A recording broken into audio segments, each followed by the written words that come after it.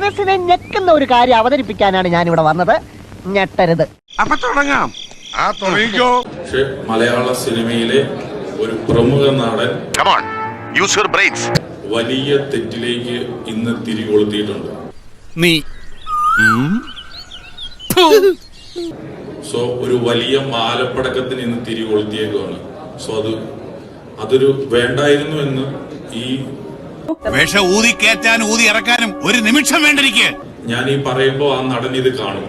പക്ഷെ ആ നടൻ ചെയ്തത് വലിയ തെറ്റാണ് എന്ന് ഇക്കാലത്ത് ഇതുപോലുള്ള സത്യസന്ധരായ ആളുകളെ കാണാൻ വലിയ ബുദ്ധിമുട്ടാ. ഞാൻ ഓർമ്മിപ്പിക്കുകയാണ്. ഇനിയും ആ തെറ്റ് തുടരരുത്, ആവർത്തിക്കരുത്. ആ ക്ലാവ് മുഴുവൻ ചേട്ടന്റെ സെറിബ്രത്തിൽ കയറി ബ്ലോക്കായി. അല്ലെങ്കിൽ ഇങ്ങനെയുള്ള ഉച്ചക്കർക്ക് ആരെങ്കിലും കാണി. കാരണം അങ്ങനെ തുടർന്നു കഴിഞ്ഞു കഴിഞ്ഞാൽ അത് പല വലിയ പ്രശ്നങ്ങൾക്കും കാരണമായി മാറുമെന്നും അറിയിക്കുന്നു. ഈ ഫൂളിഷ് ലൈസ് ഒക്കെ എല്ലാവരും വിശ്വസിക്കുന്നു വിചാരിച്ചിട്ടാ? സ്വന്തം ഇഷ്ടത്തിന് തട്ടിവിടുന്ന നാക്കെടുത്താന്നുണേ പറയൂ. എല്ലാവർക്കും സന്തോഷമായല്ലോ. എനിക്ക് സന്തോഷമായി. എല്ലാവർക്കും പിരിഞ്ഞു പോവാം. ഞാൻ പോകുന്നു. Bye bye.